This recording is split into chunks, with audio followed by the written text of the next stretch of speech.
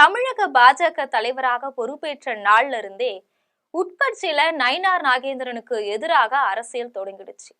அண்ணாமலை ஆதரவு தரப்பினர் சமூக வலைதளங்கள்ல நயினார தொடர்ந்து கடுமையா விமர்சித்து பெரும் நெருக்கடிகளை கொடுத்துட்டு வராங்க.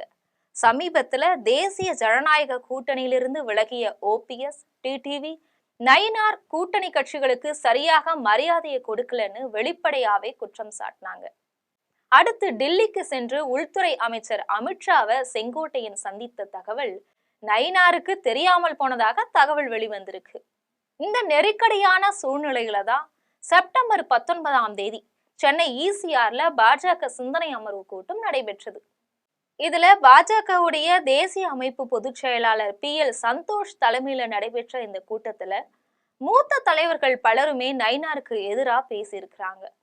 இது குறித்து கமலாலய வட்டாரம் கூட்டம் ஆரம்பிச்சதும் பேசின கேசவ விநாயகம், பல இடங்கள்ல நமது பூத்துக்கள் மிகவும் பலவீனமா இருக்குது, குறிப்பா தென் மாவட்டங்கள்ல நிலைமை ரொம்ப மோசமா இருக்குதுன்னு சொன்னார். இதுக்கு பதிலளித்த கருப்பு முருகானந்தம், நமக்கு வெற்றி கிடைக்க வேண்டுமானால் டிடிவி, ஓபிஎஸ்ஐ மீண்டும் நம் கூட்டணிக்குள் கொண்டு வர வேண்டும். நயினார் மீதான அதிருப்தியால தான் அவர்கள் வெளியேறினார்கள் அப்படின்னு நயினார் பக்கமே பந்த திருப்பி விட்டுட்டாங்க. இதுக்கு நயினார் நாகேந்திரன், டிடிவி, ஓபிஎஸ் விலகலுக்கு நமது கட்சியில இருக்கிற சிலர் தான் காரணம், ஆனா கடைசியில என்ன எல்லாரும் குற்றம் சொல்றாங்க அப்படின்னு சொல்லிட்டாரு.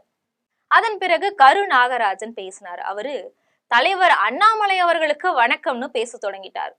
இதை கேட்டு அதிர்ச்சி அடைஞ்ச PL சந்தோஷ், கூட்டத்துல அண்ணாமலை இல்லாத போது ஏன் அவருக்கு வணக்கம் சொல்றீங்க அப்படின்னு ஒரு குட்டு வச்சாரு.